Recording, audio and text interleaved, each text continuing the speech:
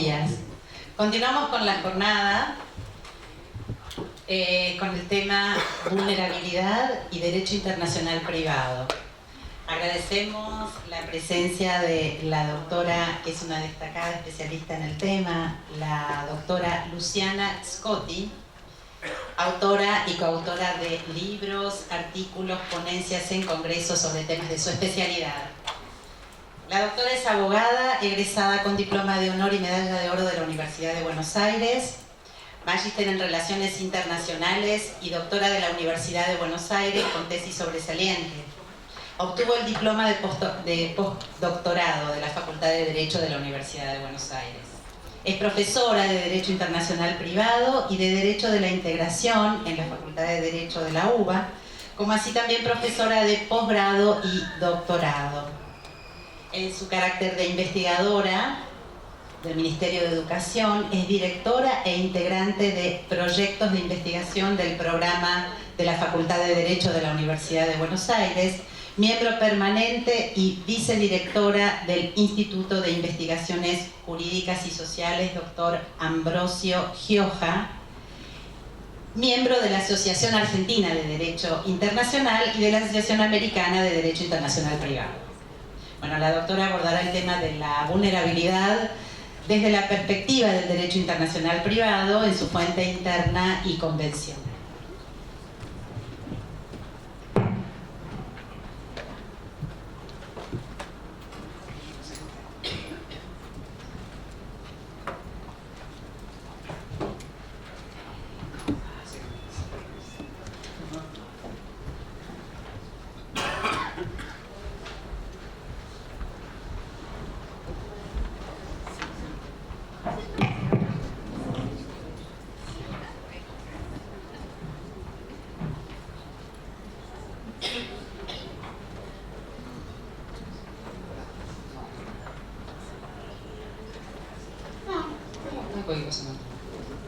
Bueno, ¿qué tal? Buenos días. Muchas gracias por participarme en este evento para compartir con todos ustedes algunas reflexiones, algunas ideas. Muchas gracias a Alejandra por la presentación, a Julio Santarelli por la organización y por la particular invitación hacia mi persona. Cuando Julio me comentó de este evento, de esta jornada, me pareció súper interesante este concepto, este nuevo concepto, todavía podríamos decir, de vulnerabilidad. Y, dada mi especialización, el enfoque lógico era trabajarlo desde el derecho internacional privado. Inmediatamente se me despertaron varias ideas, o sea, sabía que podía compartir, varias cuestiones con todos ustedes, pero por supuesto, lo primero, es, y quizás por esa faceta que tengo de investigadora, decir, bueno, ¿qué dijeron otros sobre este tema? ¿Qué dijeron otros autores? Sabía que quizás en la doctrina argentina no había mucho específicamente de este binomio vulnerabilidad o grupos en situación de vulnerabilidad y derecho internacional privado, pero quizás sí podía encontrar con alguna bibliografía extranjera. Lo cierto es que hay poco de esta relación. Se habla así de sujetos vulnerables, de sujetos débiles en ciertas situaciones, pero no está trabajado doctrinariamente el tema. Así que, me pareció un desafío interesante, por un lado, buscar, varios aspectos para compartir con ustedes, y por otro lado también el desafío propio del derecho internacional privado, sobre todo cuando el auditorium es especialista en cuestiones jurídicas, en derecho, pero posiblemente no específicamente en derecho internacional privado, que tiene sus particularidades, sus tecnicismos, que a veces cuando nos enfrentamos a este tipo de casos y a esta disciplina, todos estamos un poco también en una situación de cierta vulnerabilidad.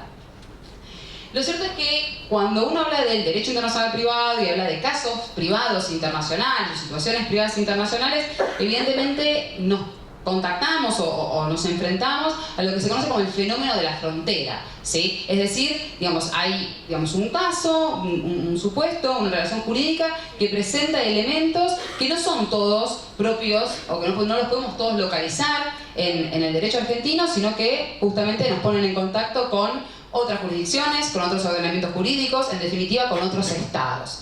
Y en ese sentido, si uno habla, y podemos afirmar, como también afirmaba recientemente en la exposición anterior la doctora Basset, todos somos vulnerables y todos somos un poco más vulnerables en estos casos internacionales. Esto que justamente se comentaba, uno, digamos, tiene que ir a exponer a otro país con un idioma diferente, o uno simplemente va de visitas a hacer turismo a otro estado y se enfrenta con, digamos, con una lógica diferenciada, se enfrenta muchas veces con barreras idiomáticas, por más que uno tenga ciertos conocimientos del idioma. Bueno, imagínense si además surgen conflictos jurídicos concretos. No es lo mismo estar, digamos, o sea, un progenitor, una progenitora que, digamos, está reclamando por algún tipo de derecho en relación a su propio hijo, si esto se da todo en el contexto de un mismo país, que si resulta ser que ese niño está en otro país y tenemos que tratar de acceder a la justicia de otro país y ver cuál es el derecho aplicable, digamos, que va a resolver la controversia, y en todo caso, si llegamos a una sentencia, cómo hacer que esa sentencia sea eficaz, que esa sentencia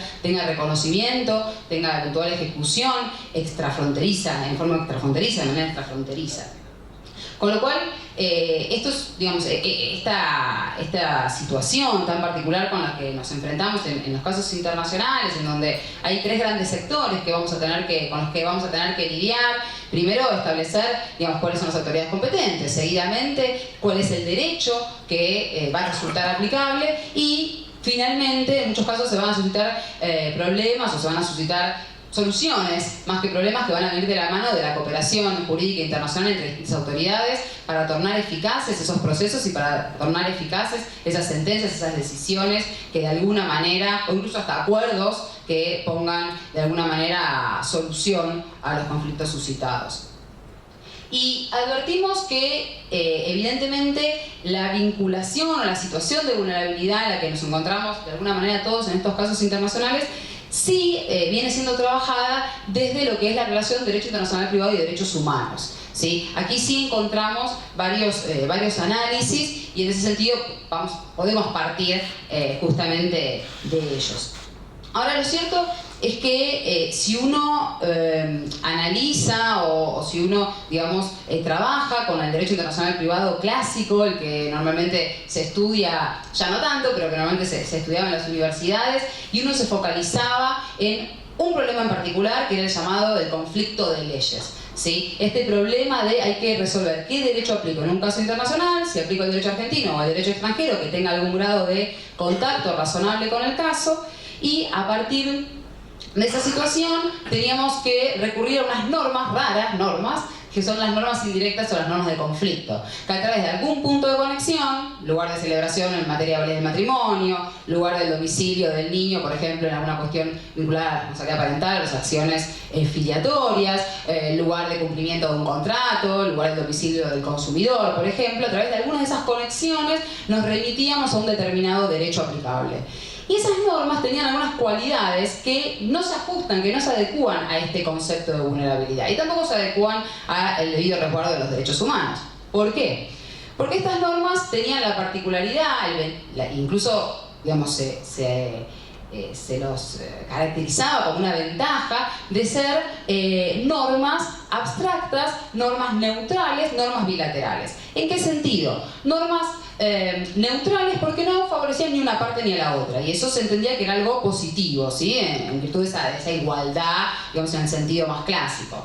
Que eran abstractas porque se despreocupaban del resultado, con lo cual, a ver, si se aplicaba el derecho extranjero, porque el matrimonio se celebraba en el extranjero, se aplicaba ese derecho y otra cosa. Si resultaba aplicable el derecho argentino, correspondía aplicarlo y ya, no interesaba a qué resultado llegábamos a través de la aplicación de un ordenamiento o de otro ordenamiento, y si se resguardaban los derechos y si se alcanzaba un resultado justo. Y por otro lado, se decía que eran bilaterales justamente porque, digamos, estaba la alternativa, ¿sí? Digamos, en todo caso, que esto no se sabía hasta que se presentara el caso en concreto, de que se aplicaba el derecho argentino o el derecho extranjero.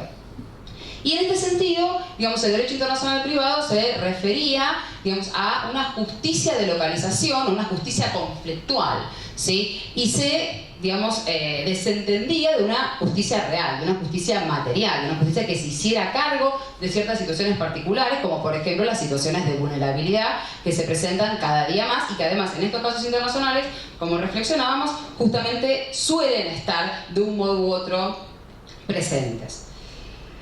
Obviamente que, digamos, a estas normas tradicionales, digamos, se las fue poniendo en jaque en diferentes oportunidades y se fueron creando nuevos métodos y se fueron, digamos, o sea, generando una revolución, una readecuación o readaptación del derecho internacional privado a las nuevas circunstancias, a las nuevas realidades, a la sociedad actual.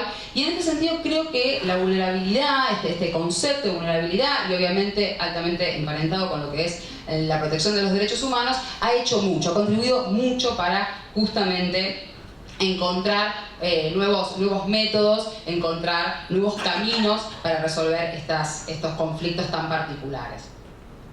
Y en ese sentido, digamos, además de que, y ahora seguidamente lo vamos a mencionar, qué pasa con estas normas y cómo las podemos readecuar y cómo podemos dejar, digamos, entender como una ventaja que sean neutrales y que sean abstractas y que se desentiendan de que los sujetos no somos todos iguales y que nos podemos encontrar, ya sea por una condición inherente o ya sea por una situación particular, ya sea permanente o ya sea transitoria, en situación de vulnerabilidad.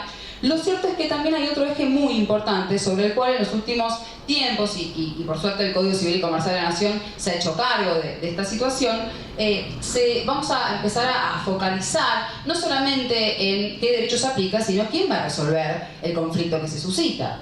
Y tradicionalmente en este punto, en esto que es la jurisdicción competente, la jurisdicción internacionalmente competente, lo cierto es que nos encontramos con una situación bastante particular, porque en general o la norma no se hacía cargo del tema, o bien se creaban foros exclusivos en donde justamente esto limitaba el acceso a la justicia, ¿sí? O en todo caso siempre estaba, digamos, como, sobre todo en el ámbito de acciones personales, estaba el recurso de acceder ante los jueces del domicilio o residencia habitual, diríamos hoy, del demandado.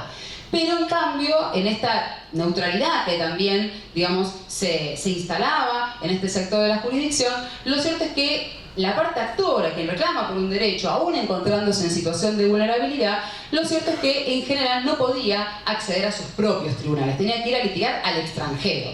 Ir a litigar al extranjero que por otro lado, ¿sí?, en muchas ocasiones, de acuerdo a muchos ordenamientos jurídicos, el hecho de ser extranjero, litigante en un país que no es el propio, o incluso aún siendo nacional, por el hecho de residir en otro país, digamos, y pretender litigar en un estado distinto, genera, digamos, una discriminación, genera, digamos, de mínima la necesidad de prestar una caución, un arraigo. Con lo cual, ya partiendo de esa base, las dificultades se incrementaban. Además de, por supuesto, el hecho de litigar en un país que no es el propio, requiere, digamos, dificultades en cuanto a, digamos, superar distancias, superar barreras idiomáticas en muchos casos, contratar en general, digamos, a un apoderado, no vamos a poder contar normalmente con un patrocinante, si tenemos que obtener un beneficio de litigar sin gastos, obviamente que esto también se va, digamos, o sea, va a ser una complicación adicional. En muchos estados, digamos, el beneficio de litigar sin gastos no estaba previsto para un litigante extranjero o un litigante residente fuera del país.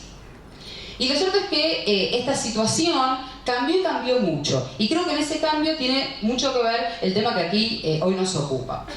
Primera cuestión, digamos, en la actualidad, y esto se visibiliza tanto en las normas convencionales que tenemos en vigor como en la fuente interna, en lo que es el Código Civil y Comercial de la Nación, lo que encontramos es un cambio sustantivo en cuanto el acceso a la justicia es un derecho humano que está garantizado o intenta ser garantizado al menos en las normas vigentes. Sí, vamos a encontrar que en muchos temas, sobre todo cuando estamos hablando de niños, niñas, adolescentes, ¿sí?, sobre todo cuando estamos hablando en el ámbito incluso de una situación particular, muchas veces coyuntural, que es la de los consumidores, vamos a encontrar que el acceso a la justicia se amplía a través de un abanico de foros disponibles. El actor tiene varias alternativas ante las cuales interponer una acción, ante las cuales interponer una demanda y a partir de ahí poder iniciar su reclamo y poder avanzar. Y no solamente vamos a encontrar esto, sino que además en algunos temas en particular, y lo voy a ejemplificar, por ejemplo cuando, digamos, se trata de un niño, o no necesariamente de un niño, sí, puede ser un adulto, que se encuentra digamos, en situación de reclamar un derecho de alimentos, ¿sí? Es el alimentado. El acreedor alimentario que indudablemente se encuentra en esa situación, una situación muy particular de vulnerabilidad, que además se puede, digamos, sumar a otras situaciones del mismo tipo.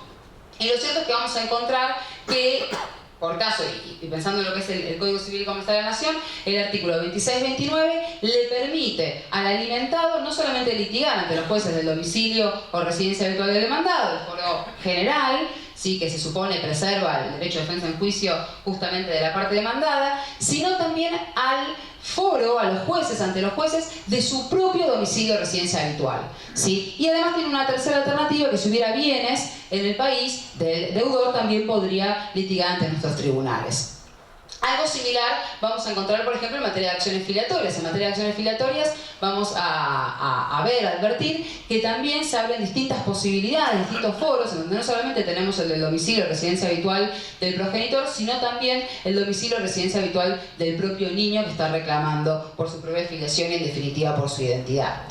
Y acá observamos que justamente, además de tener el acceso a distintas alternativas, obviamente siempre tienen que tratarse de foros razonables, tiene que haber algún tipo de proximidad entre el caso y el juez que resulta competente. No podemos abrir una jurisdicción universal, digamos, que preserve el acceso a la justicia, porque esto obviamente iría en contra del resultado del caso, porque ese juez estaría ajeno al caso y además estaríamos claramente conculcando las garantías del debido proceso y conculcando la defensa en juicio del demandado, que se encuentra teniéndose que justamente defender ante, digamos, un tribunal que es completamente ajeno. Pero justamente dentro de esas alternativas, esto también lo vemos, por ejemplo, en las normas, digamos, sobre el consumidor, sobre relaciones de consumo en el Código Civil y Comercial de la Nación, en estas disposiciones de derecho internacional privado, vamos a advertir que dentro de las alternativas está el llamado forum actoris. El forum actoris es justamente la posibilidad de la parte actora, bajo ciertas situaciones, no en cualquier caso, puede reclamar ante sus propios tribunales. Y esa situación se advierte que es justamente en todos aquellos supuestos en donde la parte actora, en donde el actor está en una situación de vulnerabilidad. La norma específicamente no lo dice, pero indudablemente la inteligencia de la norma, el motivo, lo que motiva la norma, y esto, digamos, en distintos debates o incluso en las normas convencionales que tienen reglas similares, digamos, en donde quedan muchas veces las actas y muchas veces, digamos, toda una serie de considerandos y informes explicativos en donde uno puede advertir las razones, advierte justamente que lo que se busca es crear un forum actoris, o sea, atribuir jurisdicción a los jueces del lugar del domicilio del actor en todos aquellos casos que esto se convierte como un foro protectorio. De hecho, en general, cuando se habla de forum actoris, entendiendo que es un foro razonable, es razonable porque es un foro protectorio, ¿sí? Y esto, como les decía, digamos, lo vamos a encontrar tanto en el ámbito de los alimentos, lo vamos a encontrar en el ámbito de las acciones filiatorias, lo vamos a encontrar en el ámbito de la responsabilidad parental y lo vamos a encontrar de alguna manera, aunque está teniendo alguna crítica, también en el ámbito, como les decía, de las relaciones de consumo. Haciendo una nota de pie de página, les diría que es porque en realidad, digamos, la posibilidad de acceder ante los jueces de la propia residencia habitual del consumidor, en el sentido de este foro protectorio, que ya clásico en ese tema, lo cierto es que no fue expresamente incluido en la norma pertinente, sino que hay muchas alternativas que tienen que ver con el lugar del domicilio del demandado, que tienen, digamos, que ver con el lugar donde se celebra el contrato, donde se cumple alguna de las prestaciones del contrato, donde el consumidor ha realizado actos para entablar esa relación jurídica, pero no está específicamente sus propios tribunales, los tribunales de su propio domicilio o residencia habitual. Supone la doctrina, entiende la doctrina, incluso quienes estuvieron en la elaboración de estas normas, que en realidad es muy poco probable que cualquiera de estas alternativas no coincida con justamente el foro de sus propios tribunales, con el foro actorio, con este foro que digo que es esencialmente, inherentemente protectorio. Pero además, y aun cuando en algunos supuestos no tenemos esta previsión en particular, o mismo en el caso que les mencionaba, justamente del consumidor, que no está expresamente indicado, hay otra posibilidad, otro foro que es excepcional y que también yo entiendo que está de alguna manera imbuido en esta idea de vulnerabilidad, porque si bien está previsto para casos, digamos, en general, vamos a ver que en donde efectivamente se da es justamente en los casos que a nosotros hoy nos interesan aquí. Y me estoy refiriendo al foro de necesidad, que está previsto en el artículo 2602 del Código Civil y Comercial de la Nación y que no tenía un antecedente ni remoto en el Código de Drogados y tampoco en normas convencionales vigentes en Argentina. Sí hay en algunas normas convencionales, sí en el ámbito de los reglamentos europeos, pero no en normas que ya estuvieran en vigor en nuestro país. ¿Qué es esto del foro de necesidad? Fíjense la palabra necesidad, sí, dice mucho. Y en realidad lo que intenta este artículo o esta disposición es prever aquellos casos en donde, en principio, aquel que está en una situación particular y que está, tiene la necesidad de reclamar por sus propios derechos, encuentra que no hay ninguno de estos otros criterios que mencionábamos, en los casos indicados como en cualquier otro, que atribuya jurisdicción a los tribunales. O sea, los jueces argentinos por caso no serían competentes. Ahora, sin embargo, se presenta una situación particular, y es que en caso de que el juez argentino, siguiendo las reglas de derecho positivo, se declare incompetente, estaría incurriendo en una denegatoria internacional de justicia. ¿Sí? Estaría, eludiendo una garantía esencial que tiene que ver con la tutela efectiva de derechos.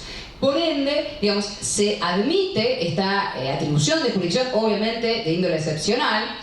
Obviamente, por otro lado, también con algunas condiciones. O sea, el caso que se presenta en el cual el juez se declara competente en virtud de este foro de necesidad, tiene que tener algún contacto suficiente. ¿Por qué? Porque si no caeríamos en lo que conocemos como un foro exorbitante. Y por más que estuviéramos resguardando los derechos incluso de personas vulnerables, sería, un remedio para hoy, pero luego, la enfermedad volvería a surgir, porque cuando eventualmente esa sentencia, tuviera que ser reconocida en otro estado con el cual justamente el caso tuviera vinculación, no tendría reconocimiento justamente porque emanaría de un foro exorbitante, de un foro irrazonable, y él no tenía competencia. Entonces, no nos sirve ese remedio. Por ende, el caso tiene que tener un contacto con el juez, tiene que tener un contacto suficiente con el juez que está actuando en virtud de un foro de necesidad. Y además, por supuesto, hay que siempre equilibrar los tantos, y no es cuestión de, preservar el acceso a la justicia, sino también, por otro lado, que la tutela del derecho de defensa en juicio también esté resguardada. Entonces, en ese sentido, hay una regla, una orientación clara del artículo en donde dice, bueno, a ver, esto tiene que estar también preservado y el juez lo tiene que tener en consideración. Lo cierto es que si uno ve antecedentes del foro de necesidad o encuentra, incluso en el derecho comparado, la aplicación del foro de necesidad, vamos a encontrar que justamente, por más que la norma no lo diga específicamente, habla de tutela, de derechos, habla de evitar una denegatoria internacional de justicia, lo cierto es que vamos a ver que el campo de actuación del foro de necesidad es cuando justamente hay una situación de vulnerabilidad y cuando justamente quien está intentando acceder y está intentando reclamar por un derecho es una persona que está en esa situación. Hay un caso muy antiguo, que quizás a más de uno le suene, que es un caso de 1960 de la Corte Suprema de Justicia de la Nación, que es el caso Kabura de Vlasov contra Vlasov. En realidad, una época en donde no existía técnicamente el divorcio, como lo entendemos en nuestros días, y ya hace muchos años, de 1987, sí, lo que sucedía en el caso era que esta señora, Kabura de Vlasov, se quería separar, divorciar de su marido, pero su marido en realidad que tenía hijos en Italia de una mujer anterior, ¿sí? Y que ellos se habían casado en Rumania, pero habían establecido su domicilio conyugal en la Argentina y habían vivido varios años en Argentina, pero en donde él como mantenía contactos con varios países europeos por estas relaciones familiares, pero además también porque era marino mercante y por ende eso hacía que necesariamente viajara y mucho. Lo cierto es que en una de esas ocasiones, en uno de esos viajes, no volvió, no regresó, desapareció. Y ella lo que quería era, obviamente, obtener una separación de cuerpos y una separación de bienes, ¿sí? Y no podía hacerlo, porque en realidad en ese momento uno de los criterios atributivos de jurisdicción era el domicilio del demandado. El domicilio del demandado no estaba en Argentina. El domicilio del demandado no sabemos bien dónde estaba, aparentemente estaba en Italia, pero no estaba en Argentina. Pero lo cierto es que en ese momento, esto es previo a 1968, la 17711, la mujer casada era incapaz, de hecho. Y por ende, esto hacía que el marido, al haber modificado el domicilio, no solamente estaba modificando su propio domicilio, sino también el domicilio conyugal.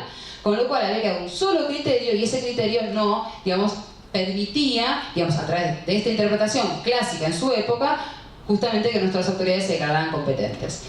Lo que, en distintas instancias sucedió, y finalmente esto fue confirmado con más sustento en la Corte Suprema, es que efectivamente se entendió que acá había una denegatoria internacional de justicia, sí, que había un caso de necesidad clara en donde tenía derecho Kabura de Vlasov a separarse, divorciarse, diríamos hoy, de su marido, ¿sí? Y que en ese sentido no solamente había que atribuir jurisdicción a los jueces argentinos en virtud de esta suerte de foro de necesidad, que no lo llama en esos términos, sí habla de necesidad, sí habla de tutela efectiva, sí habla de denegatoria de justicia, algo que para la época era, realmente extraordinario. Pero además, lo que hace es otra cuestión que tiene que ver con la recalificación de que se entiende por domicilio conyugal, entendiendo que no es el domicilio conyugal por el solo hecho que el marido unilateralmente lo haya cambiado, sino que en realidad se debe entender que es el último lugar de efectiva convivencia. Esto después, obviamente, en la reforma de la ley 711 se va a incorporar y además la mujer deja de ser incapaz de hecho, con lo cual el caso ya no se hubiera presentado. Pero es un caso precursor y es un caso en donde además se ve, digamos, también la protección de la mujer como uno de los sujetos típicamente vulnerables, también algo para esa época muy notorio, digamos, o sea, muy particular y para resaltar. Y si vemos en un caso mucho más actual, digamos, es el caso de un caso que tuvo bastante renombre, que salió en los medios, que se lo conoció como el caso de Cayetana o el caso San Girón, que es ese caso que seguramente muchos recordarán, que justo estaba recién el anteproyecto de Código Civil y Comercial de la Nación, y de lo que se trataba en este caso, se juzgó en la localidad de San Lorenzo, en Santa Fe, en la provincia de Santa Fe, era de un caso, digamos, de una niña, Cayetana, que había nacido en la India a través de un acuerdo de gestación por sustitución. Lo cierto es que en realidad, digamos, esta niña había nacido, digamos, con vínculo genético por los dos padres, madre y padre intencionales, comitentes, que eran españoles, pero ella no solamente era española, sino que también era argentina, porque había residido además en el país, tenía familia en Argentina, y en España no habían podido acceder digamos, a un acuerdo de estas características, no habían podido acceder a esta técnica porque, como es sabido, está expresamente prohibido. Entonces, lo cierto es que, digamos, ante la imposibilidad física que tenía San Girón, que tenía la madre, en definitiva, de Cayetana, digamos, conocen de este método y sabiendo que era imposible realizarlo para ellos en Estados Unidos porque no tenían los recursos económicos suficientes, en ciertos estados en donde está permitido con mayor liberalidad, recurren a la India y realizan el acuerdo en la India. Ahora, en la India, una vez que la niña nació, no, digamos, era reconocida, digamos, como hija de este matrimonio y por ende no de la gestante, porque si, digamos, avalamos este tipo de acuerdos necesariamente tenemos que dar por cierto estas consecuencias, y por ende la gestante era india, pero en la India, digamos, no era la madre, y a su vez en la India la nacionalidad se obtiene a través de la vía del ius sanguinis. Entonces, lo cierto es que la nena no tenía nacionalidad india, por ende la nena era apátrida, porque España tampoco le iba a dar la nacionalidad, porque España no consideraba esa filiación. Con lo cual, lo que finalmente hicieron, luego de varios intentos en los consulados y demás en la India, porque no solamente que se estaba negando un derecho básico, que es el derecho a la nacionalidad, sino que además lo más digamos, inmediato era que no podía salir del país porque no tenía documentos de viaje. O sea, que, digamos, quedaba en la India, o sea, no se podía ir ni ella ni alguno de los padres, en definitiva, de Cayetana. Con lo cual, finalmente se tramita en la Argentina, caso que no tenía mayor contacto con nuestro país, pero que sin embargo el juez se declara competente justamente porque lo que había acá era, digamos, la necesidad de tutelar derechos humanos elementales de esta niña, que no solamente tenían que ver, digamos, con la filiación y con la identidad, sino incluso con un derecho, digamos, que está reconocido en cualquiera de los tratados de derechos humanos con jerarquía constitucional en nuestro país, si no es en el artículo 1, es en el artículo 2, además de ciertos convenios específicamente en materia de patria, y eso dio lugar a que en virtud de esa justicia material que era necesario hacer, el juez se declaró competente y además, digamos, reconoció la filiación, dado el vínculo genético, el vínculo biológico, además se basó en el artículo proyectado, que eso, digamos, fue, digamos, quizás un error, porque obviamente era un proyecto y de hecho justamente esa norma no quedó plasmada en lo que es hoy nuestro código. Lo tuvo en cuenta en ese momento, le servía para fallar, pero aún sin ese, digamos, sin utilizar ese recurso, aun cuando no hubiera estado ese anteproyecto o no hubiera dicho lo que decía en su momento, de todas maneras, con todo el bagaje que tenía de normas de derechos humanos, podía proteger a esta nena que estaba en una clara situación de vulnerabilidad. Y además lo que acarreaba también obviamente para los progenitores, pero principalmente a esta niña. Y ahí vemos, digamos, en dos casos bastante diferentes y digamos, en dos panoramas, digamos, en dos épocas muy diferentes de nuestro derecho, advertimos justamente la posibilidad de abrir la jurisdicción a través de este foro de necesidad y a partir de ahí, digamos, poder proteger a estos sujetos que están en una situación de particular vulnerabilidad.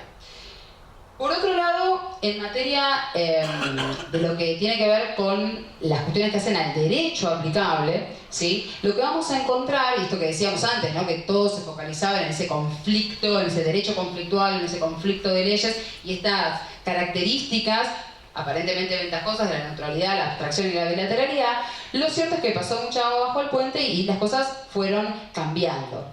Hay una realidad que siempre la posibilidad de proteger a sujetos vulnerables, sujetos que estuvieran atravesando, que digamos, inherentemente tuvieran una condición de debilidad, estuvo siempre presente a través de lo que es el orden público internacional o el llamado orden público del derecho internacional privado, que en realidad lo que va a preservar son los principios fundamentales del derecho argentino, o sea, del derecho del foro, para nosotros del derecho argentino. ¿Sí? Es decir, digamos, a ver, obviamente hoy esta idea de principios fundamentales viene dada justamente por los derechos humanos y las garantías fundamentales, o sea que siempre que estén en juego, y obviamente que están palmariamente en juego en este tipo de situaciones en las que pensamos y en estos sujetos tan particulares como pueden ser los niños, niñas, adolescentes, los migrantes, los adultos mayores, las personas con incapacidades o con capacidades restringidas, evidentemente hay un núcleo duro, básico y elemental que hace estos principios fundamentales y que no van a permitir, bajo ningún concepto, que se pretenda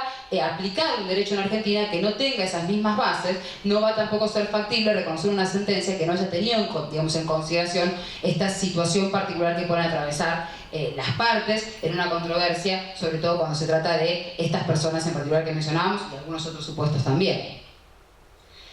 No solamente está este recurso que estuvo siempre, ¿sí? Ya en su momento se hablaba, digamos, en el panel inicial, digamos, de los supuestos de esclavitud, ¿sí? Bueno, justamente, digamos, se pensaba esta idea de que nunca se podía reconocer ningún derecho que dejara una situación, que permitiera, digamos, que una situación fuera declarada, digamos, fuera reconocida como una persona que fuera esclava o que incluso se la considerase muerta civil. O sea, ya, digamos, esto estaba en el código, en las notas del código derogado. O sea, esto evidentemente, incluso en obras, digamos, muy antiguas y de autores extranjeros del siglo XIX.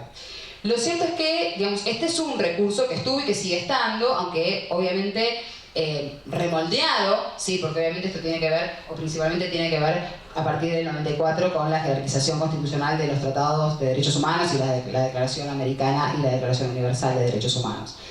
Sin embargo, hay otros recursos. Por ejemplo, nosotros hoy contamos con una llamada cláusula de excepción. La cláusula de excepción, que está prevista en el artículo 2597, básicamente se trata de lo siguiente, y se los voy a ilustrar en breve con un caso para que se entienda más. En realidad, digamos, yo les mencionaba esto de que el derecho internacional privado se movía a través de la justicia localizadora. Buscar localizar una relación jurídica y a partir de ahí desprender cuál es el derecho aplicable. Un mecanismo territorial, ¿sí? Que por otro lado, hoy con las nuevas tecnologías, digamos, se pone también en jaque. Pero al margen de esto, lo cierto es que esa tradición de localizar y de buscar el derecho que resulte más próximo o más vinculado al caso, justamente se hace a través de la norma, a través del legislador en abstracto. No siempre ese derecho, digamos, en el caso concreto, va a ser el que realmente resulta más próximo. Esta cláusula de excepción lo que busca es justamente dejar de lado el derecho al cual me lleva la norma indirecta, la norma que el legislador previó, y aplicar otro derecho con el que el juzgador entienda que el caso está más conectado, que tiene lazos más estrechos, más relevantes. En realidad, si nosotros nos quedamos con la cláusula hasta acá y qué es lo que dice, en realidad lo que hace es corregir, pero siempre corregir en el ámbito de esa justicia localizadora o justicia conflictual. Porque no dice, en todo caso, digamos, si el derecho al que llegamos a través de la norma indirecta es un derecho que además de no estar muy conectado, llega a una solución injusta, ¿sí? Eso no lo dice esto último. Sin embargo, en la práctica, lo cierto es que este recurso se va a utilizar cuando justamente, digamos, haya otro derecho que está vinculado, incluso más vinculado con el caso, pero además me lleva a una solución más justa, ¿sí? Esto se conoce o se dice en la doctrina, se la denomina como la utilización de la cláusula de excepción en un sentido funcional o directamente cláusula de excepción funcional, o sea, que tenga una función concreta y que no se quede solamente en la corrección, en la localización de la relación jurídica. Y les voy a dar un ejemplo para que se entienda donde claramente hay una situación de vulnerabilidad. Es un caso bastante antiguo, del año 63, y no es de nuestra jurisprudencia, es de Estados Unidos, del estado de Nueva York, que se lo conoce como el caso Babcock contra Jackson. y en realidad lo menciono porque además de ser bastante gráfico, digamos, con ese caso surge esta idea de la necesidad de incorporar estas cláusulas escapatorias que nos permitan llegar a un resultado más justo en todo sentido, no solamente en lo que es la localización de la relación jurídica, sino además también en el resultado material concreto. El caso básicamente se trataba de un matrimonio que eran los Jackson, que le invitan a su vecina, todos vivían en Nueva York, a irse de viaje por un fin de semana a Ontario, Canadá. Obviamente iban a utilizar su automóvil que había sido adquirido, que estaba registrado, que estaba asegurado en el estado de Nueva York. Como les decía, los domicilios tanto de los Jackson como de la señora Babcock, la vecina, estaban en Nueva York, y la invitación era para partir desde Nueva York para regresar a Nueva York. Lo cierto es que, digamos, ya habiendo traspasado la frontera, ¿sí? Estando ya en Canadá, tiene un accidente, justamente un accidente con el automóvil, muy serio, muy grave, en donde queda seriamente damnificada la señora Babcock, que además es una señora, digamos, de cierta edad. Lo cierto es que cuando, digamos, o sea, para lo que era el reclamo no tenía mayor dificultad en cuanto a la jurisdicción, porque el domicilio de todos, incluyendo los demandados, estaba en Nueva York. Con lo cual, el acceso a la justicia se le facilitó, dado los propios elementos del caso. El problema era cuando tenía que llegar a cuál era, en concreto, el derecho que se aplicaba y a qué resultado llevaba. Lo cierto es que, de acuerdo a las normas vigentes por entonces en el estado de Nueva York, el derecho aplicable era el lugar donde se había cometido el ilícito, en definitiva donde había sucedido el accidente, o sea, en Canadá. Además de la dificultad de aplicar para el juez un derecho extranjero, que no es un tema menor, pero que es harina de otro costal, lo cierto es que se encuentra con que cuando recurre al derecho canadiense, advierte que para este tipo de casos, donde se trataba de un supuesto de transporte benévolo, no había ningún tipo de reparación para la damnificada. No había ninguna posibilidad de reparar los daños ocasionados, que, como decía, realmente habían sido muy serios. En cambio, su derecho, que era el que conocía, sí le daba la posibilidad de reparar, al menos parcialmente, los daños ocasionados. Entonces, en definitiva, el juez lo que buscó fue algún buen argumento justamente para llevar a un resultado que preservara, ¿sí?, justamente los derechos de la damnificada y que en definitiva reparara los daños ocasionados, más allá de el factor de atribución, en donde obviamente no me interesa, sino justamente en la reparación del daño, porque bueno, ya estaban con esta idea de el derecho de daños, el moderno derecho de daños, digamos, ya de la sentencia, claramente esto también se deduce. Y para eso lo que hizo fue decir, bueno, a ver, en realidad este caso está conectado con Ontario, Canadá, está conectado con Canadá, o en realidad es una serie de contactos que se agrupan en Nueva York. El lugar de domicilio de la damnificada, el lugar de domicilio de los demandados, el lugar donde iba a tener, básicamente, iba a partir, digamos, el automotor y a dónde iba a llegar, donde estaba previsto que iba a llegar, donde se producían los daños económicos concretos, porque en realidad, y obviamente el daño moral, porque obviamente regresa Babcock a su domicilio, además donde, digamos, estaba asegurado el auto, donde estaba registrado el auto. Entonces, a través de toda esta agrupación de contactos, el juez de Estados Unidos, el juez de Nueva York, dice, corresponde aplicar el derecho de Nueva York. Y no solamente que busca un derecho que entiende más conectado, más estrechamente vinculado, sino el que llegaba a una solución más justa, ¿sí?, para esta señora Babcock, que estaba claramente atravesando una situación de clara vulnerabilidad. Y es a partir de ese caso en donde los casos que se replican o cuando se advierte la posibilidad de aplicar esta cláusula de excepción pasan no solamente por la cuestión de vínculos más o menos estrechos, sino por justamente el resultado en concreto. Otro recurso interesante, me saltó algunos porque ya estamos con poco tiempo, tiene que ver con las normas, estas normas indirectas, complejas, pero que ahora las vamos a llamar, algunas, no todas, pero las vamos a ver en dónde están previstas y vamos a advertir cuál es el motivo, que las vamos a llamar materialmente orientadas. Esto de que no me interesa quiénes son los sujetos involucrados, la norma es neutral, dejó de ser así. Las normas materialmente orientadas lo que hacen es habilitar al juez a aplicar, o sea, a tener la posibilidad de aplicar más de un derecho, ¿sí? O sea, derechos que estén conectados, pero no la rigidez de tener que aplicar, por ejemplo, en materia de responsabilidad parental, el domicilio del padre, ¿sí? O en materia de acciones filiatorias, el domicilio del hijo, ¿sí?, o del presunto hijo, o en materia de alimentos, el domicilio del acreedor o del deudor, pero uno o el otro, que la norma ya le indicaba con claridad, con rigidez, cuál tenía, digamos, qué derecho tenía que aplicar. ¿Y cómo es esto de la norma materialmente orientada? La norma tiene conexiones alternativas, ¿sí? Por ejemplo, el artículo 2630 del Código en materia de alimentos. Y esto viene ya de una convención interamericana de 1989 que está vigente en Argentina sobre obligaciones alimentarias. nos dice lo siguiente, las dos fuentes. El juez aplicará el derecho del lugar del domicilio de residencia habitual del deudor o el lugar del domicilio, o la ley del lugar del domicilio de residencia o domicilio del deudor, del acreedor o del deudor. ¿Cuál? La que resulte más favorable a los intereses del alimentado. Norma muy similar encontramos en materia de filiación, de acciones filiatorias, en donde también van a estar las posibilidades de el derecho del lugar del domicilio del presunto progenitor, del hijo, incluso si es una afiliación matrimonial, del lugar de celebración del matrimonio. Están esas distintas alternativas, pero ¿por cuál nos vamos a jugar? ¿Cuál el juez va a tener que, a cuál va a tener que conducirse? No la que lo lleva el derecho propio, por ejemplo, sino la que lo lleva el derecho que resulte más favorable para los intereses de ese hijo. Ni siquiera habla del interés superior del niño, del hijo, porque no necesariamente el hijo sigue siendo un niño. Y también lo vamos a encontrar en materia de responsabilidad parental, en donde la norma está planteada, digamos, con una teoría un poquito diferente, pero la idea es la misma. En principio se va a aplicar la ley del lugar de residencia habitual del niño, porque justamente se considera al niño en una situación de mayor vulnerabilidad y es el centro de la relación jurídica, el centro de gravedad, y por ende es su ley la que se aplica. Sin embargo, si hubiera otra ley que estuviera también conectada y que resultara más favorable a los intereses superiores de ese hijo, se aplicará ese derecho. Con lo cual ahí tenemos como una suerte de cláusula de excepción matizada con una orientación material. Es decir, a ver, en principio hay un ordenamiento jurídico, pero se puede aplicar otro. Pero otro porque sí, no, acá está claro. Otro en tanto y en cuanto resguarde el interés de ese niño, de ese hijo. Con lo cual estas normas materialmente orientadas ya no buscan esa justicia localizadora, sino buscan concretamente una justicia material. Buscan un resultado justo para aquellos sujetos que están en una situación particular, una situación de vulnerabilidad. Hay muchos más desafíos, sí, hay muchos más métodos que algunos se introducen en el código, como por ejemplo lo que se conoce como las normas de reconocimiento, el método de reconocimiento, que lo que busca es que si hay una situación que se ha cristalizado en el extranjero, que justamente involucra derechos fundamentales de, sobre todo, niños o personas incapaces o con capacidad restringida, sean reconocidos en Argentina sin tener que pasar por el trámite exequatur, sin tener que pasar por estas normas de conflicto.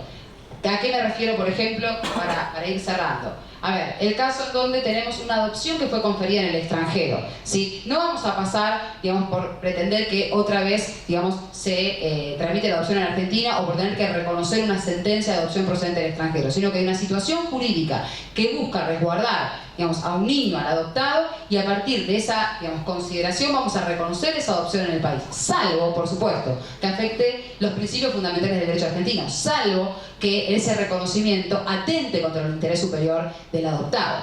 Lo mismo vamos a encontrar, esto está en el artículo 2637, lo vamos a encontrar en el 2634 en materia de filiación, sobre todo cuando intervienen técnicas de reproducción humana asistida, y también lo vamos a encontrar en un tema un poquito diferente, como está previsto en el artículo 2640 del Código, en donde de lo que se trata es de reconocer instituciones protectorias procedentes de otros países, en tanto y en cuanto se trate no solamente de niños o adolescentes, sino particularmente de personas con incapacidad o discapacidad o con capacidades restringidas, ¿sí? En donde también no solamente nos vamos a quedar con la tutela y la curatela, que son instituciones que nosotros conocemos para proteger, sino también la posibilidad de reconocer otras instituciones igual o más protectorias que estas figuras que procedan del derecho extranjero. Y esto es un método novedoso, distinto, que podríamos estar 10 años hablando, pero obviamente no podemos. Y por último, algo muy importante, y que esto se ve en el campo de las convenciones internacionales. En todos los casos en donde se trate de sujetos vulnerables, principalmente está mucho más trabajado en niñas, niños y adolescentes,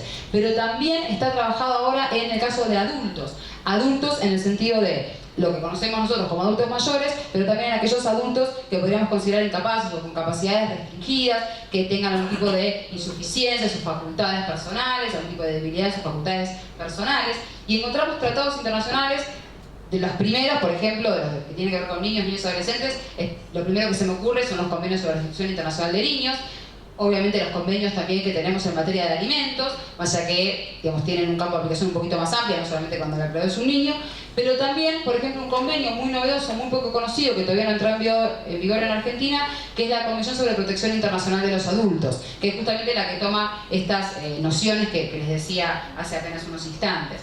Y lo que encontramos es que en estos convenios internacionales y en algunos otros lo que se fortalece o sobre lo que se insiste es en la cooperación, este último sector del derecho internacional privado que les mencionaba, en la necesidad de que las autoridades de distintos países, cuando están este tipo de derechos en juego, cooperen y cooperen mucho más y pongan a disposición todas las herramientas necesarias para llegar a soluciones eficaces y para llegar a soluciones justas. Los desafíos son muchísimos para todo el derecho en general, en el caso, digamos, de esta relación tan particular de vulnerabilidad y derecho, y, digamos, hay muchos más desafíos y mucho más habría para trabajar en materia de vulnerabilidad y derecho internacional privado. Muchas gracias.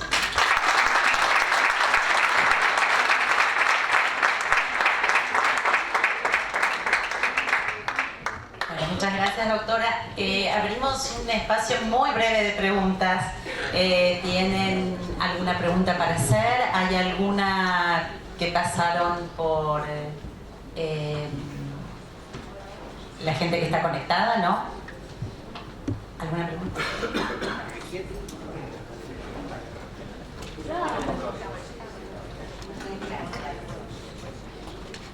¿Qué tal? Buenas tardes. Buen día. Yo soy Luis Ernesto Lucero. Me pareció excelente su exposición, doctora. Solamente más una pregunta es colaborar para todas aquellas otras actividades que vaya a tener, como en este caso en San Isidro, que evidentemente lo tiene muy bien desarrollado el tema, y por eso es que nuevamente le reitero lo tan sencillo y didáctica que es para poder expresarse. Lo que considero es que, como en reiteradas oportunidades usted se dirige con tema de vulnerabilidad a los temas de sectores como el de personas con capacidades diferentes, capacidades restringidas, tenemos nosotros la ley de los derechos de las personas con discapacidad, que es la 26.378, que específicamente habla que las personas son personas con discapacidad, no son personas con capacidades diferentes, personas son personas con discapacidad, que ese es el término específico que se estableció en la Convención de los Derechos de las Personas con Discapacidad, que sería, creo desde mi punto de vista, algo para incorporar a sus exposiciones y de esta manera poder dirigirse de la manera correcta. No quiero que lo tome mal, solamente es un aporte, por favor. No, muchas gracias, muy bueno el aporte. A ver, en realidad los términos que los utilicé por dos motivos. Porque en realidad, digamos, obviamente que la ley de referencia, obviamente la convención internacional, evidentemente, digamos, es específica en la materia de discapacidad. Lo que pasa es que como digamos, yo trabajé con una cuestión de tiempo en lo que tenía que ver con las normas de derecho internacional privado, cuando uno va, por ejemplo, a este artículo 2640, se refiere a personas, digamos, con incapacidad o con capacidades restringidas. Específicamente usa esos términos. Y la convención, que todavía no está vigente en Argentina, sobre protección internacional de los adultos, habla en estos términos de insuficiencia o debilidad de las facultades personales. O sea, es el término que utiliza y que son las normas de derecho internacional privado. Obviamente que esto necesariamente hay que, digamos, acoplarlo y eventualmente ajustarlo a una convención que por ahí tiene jerarquía constitucional en nuestro país. Que bueno, esto daría para escribirlo o para un desarrollo que pudiera ser más extenso, pero bueno, obviamente que desde ese lugar es mucho más apropiado hablar en los términos que usted menciona, claramente. No es respuesta, solamente le digo que sí, que ya está incorporada en el texto, en el artículo 75, inciso 22. Sí, lo sé. Y lamentablemente, y no quiero responder porque no es un ida y vuelta, pero quiero decir que nosotros desde Colproba y desde las diferentes comisiones hemos intentado modificar aquellos términos que incorporó el Código Civil y Comercial y que todavía es arcaico y no lo ha modificado, solamente eso. Sí, está perfecto, se entiende. Bueno, interesantísimo. Muchísimas gracias, Luciana. Gracias, la verdad, fascinante. Me abrió un universo lo que dijiste. Te quería preguntar tu opinión sobre los casos, cómo aplicar, en todo caso, si es que se puede hablar de perspectiva de vulnerabilidad, cómo aplicarla a los casos de restitución internacional, que es un debate. Sí, buenísimo. De hecho lo tenía ahí en el apuntecito, pero bueno, ya era como que si no saltaba la pregunta, era como dispararnos para un tema que daba para mucho. Bueno, justamente en los casos de restitución internacional, en donde tenemos, digamos, un niño que se encuentra, digamos, desarraigado de su centro de vida, lamentablemente por la decisión de uno de sus propios progenitores, digamos, esto, digamos, genera toda una situación de particular vulnerabilidad por el propio desarraigo. Sumado a lo cual, lamentablemente, nuestros tribunales en general tardan mucho en resolver, no solamente un problema nuestro, es un problema un poquito más generalizado, pero tardan mucho en resolver el caso y si ese niño debe ser restituido o no. Y lo cierto es que cuando resuelven la restitución, digamos, a veces pasan años, incluso 6 años, 7 años, y obviamente esto es una, digamos, revulnerabilización, por así decirlo, del niño, digamos, quedan en una situación de hipervulnerabilidad, ¿no? A veces, bueno, con estos casos internacionales no podría hablar incluso hasta de hipervulnerabilidad. Y lamentablemente, incluso no se recurre, aunque la Corte ya ahora lo está trabajando bastante, a la posibilidad en todo caso cuando el niño es restituido, pero puede llegar a sufrir algún tipo de situación, digamos que justamente le provoque, le ocasiona algún tipo de daño adicional, obviamente en casos en donde de pronto hay algún tipo de digamos, vinculación con situaciones de violencia, digamos, en todo caso si el niño va a ser restituido, que ese retorno sea seguro y que se puedan instrumentar todos los medios a través de lo que es, digamos, sobre todo en el ámbito de la cooperación jurídica internacional, para que, digamos, se lo preserve y, digamos, que esa restitución, además de, en muchos casos tardía, no le genere, digamos, además de un nuevo desarrollo, porque está más que claro, digamos, una situación aún más dañosa para su propia persona. Hay otra mirada también que cabría hacer, que tiene que ver justamente vinculado al tema de la situación de violencia, que muchas veces se esgrime como excepción, que es la excepción de grave riesgo en la restitución, es decir, evitar la restitución del niño, que se consolide, que se cristalice, digamos, como una residencia habitual, el lugar donde el niño fue retenido, sustraído por la vía de hecho durante una situación excepcional. Y lo cierto es que justamente se esgrime en muchos casos, digamos, como esta excepción, justamente los supuestos de violencia, que no son en general violencia al niño, sino violencia a la madre, que normalmente es la madre la que comete esa conducta ilícita y que algunas veces, con fundamentos, y otras no tanto, lo que, digamos, esgrime que justamente ha sufrido, digamos, una situación de violencia doméstica, digamos, más que nada en su persona. Y esto es algo que es muy interesante, se está trabajando en la Conferencia La Haya, que es como el organismo internacional dedicado principalmente a este tema y a otros, pero de este tema es el organismo por excelencia, que está trabajando sobre una guía de buenas prácticas para, digamos, que se pueda interpretar qué se entiende por grave riesgo. Y en realidad no está pensado para aquel caso en donde el grave riesgo está dado porque pretendemos restituir un niño a un país en donde hay un conflicto armado, un conflicto bélico, ese caso es obvio, sino justamente en los casos de violencia.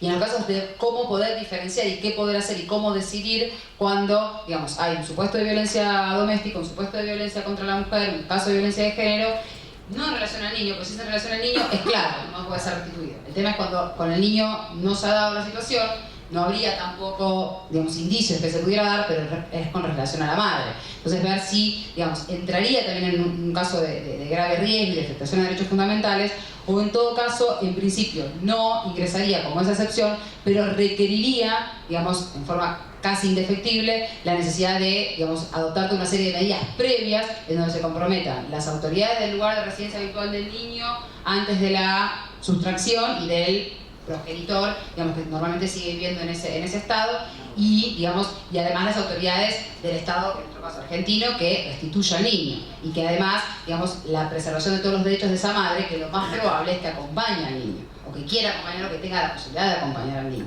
Con lo cual hay muchos matices, pero sí, claramente... Perdón, doctor, ¿y la escucha del niño en estos casos? La escucha del niño en estos casos, o sea, la participación, la escucha del niño en estos casos también se está empezando a trabajar más, porque en realidad lo que solía ver era que si bien hay una excepción, que es la oposición fehaciente del niño a ser restituido, se entendía en términos muy acotados, también porque estaba pensado para casos en donde se trataban niños muy pequeños, entonces su participación o su escucha también quedaba mucho más limitada. Y en general, digamos, si no venía de la mano esa oposición por alguna cuestión, una situación de grave riesgo, digamos, normalmente no tenían el peso específico que debería o podría llegar a tener. En los últimos tiempos, sobre todo en casos ya, de lo que nosotros ya, digamos, categorizamos como adolescentes, se ha entendido que su opinión, digamos, debe ser considerada, y de hecho ha habido casos concretos de jurisprudencia relativamente reciente, en donde incluso, pese a inicialmente haber ordenado la restitución de los niños, luego de una escucha y ya con la intervención del abogado del niño se pudo revocar la sentencia y finalmente, digamos, esos adolescentes, que eran 2 hermanos, no fueron restituidos y tuvieron que quedarse en Argentina, básicamente porque era... Si mal no recuerdo, hubo claras manifestaciones de resistencia a la restitución. Exactamente, claras manifestaciones de resistencia de estos adolescentes, y además esto, bueno, también llegó a los medios y eso evidentemente repercutió en una revocatoria, y además en, digamos, o sea, también la particularidad de la figura del abogado del niño, que en general no se estaba viendo todavía en estos casos, y cómo funcionó. El padre tenía una clara oposición a que los niños no fueran devueltos, o sea, por más que los adolescentes en realidad le pedían por favor, digamos, mantener contacto, mantener comunicación, viajar, pero no ser restituidos. El padre esto no lo quiso entender, y bueno, la madre obviamente, digamos, la madre tenía un interés propio, que era que los niños se quedaran en Argentina, entonces, digamos, de ahí que la figura del niño fue determinante. De todas maneras, digamos, o sea, como todavía nosotros no tenemos una ley sobre el procedimiento en la materia de restitución internacional de niños, sí hay algunas leyes provinciales, sí hay un protocolo que elaboró la Corte. En todas estas normas, digamos, en términos generales, se refuerza en concreto el derecho del niño a ser oído, la necesidad de la participación del niño en el proceso, y no meramente como esta oposición en esos términos, que en realidad surge de la Convención del 80, de 1980 de La Haya, que es previa a la Convención sobre Derechos del Niño. Ni siquiera se hablaba en términos de niños, se hablaba en términos de menor, no se hablaba específicamente del derecho a ser oído del niño, sino la oposición manifiesta del niño en estos casos, digamos, con lo cual, digamos, o sea, corrió mucho abajo el puente, y hay necesidad de, sin hacer un nuevo convenio, porque implicaría todo un proceso de ratificaciones de casi 100 estados, pero sí la necesidad de readecuar, y eso, obviamente, que... La adecuación de la que tanto nos ilustró, doctora, sobre el derecho internacional privado. Gracias. Muchísimas gracias. ¿Alguna otra pregunta?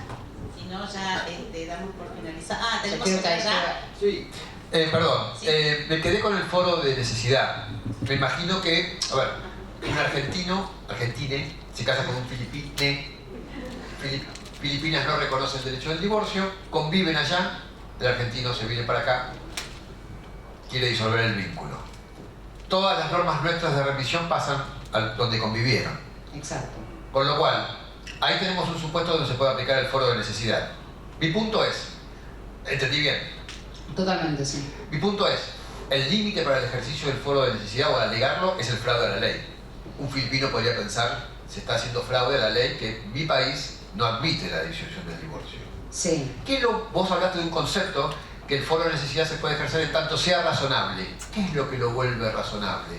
¿Es el hecho que en la mayoría de los países del mundo existe el matrimonio disoluble? ¿Qué es lo que lo vuelve razonable? ¿La denegación de justicia que significa para el local argentino, en el ejemplo que puse?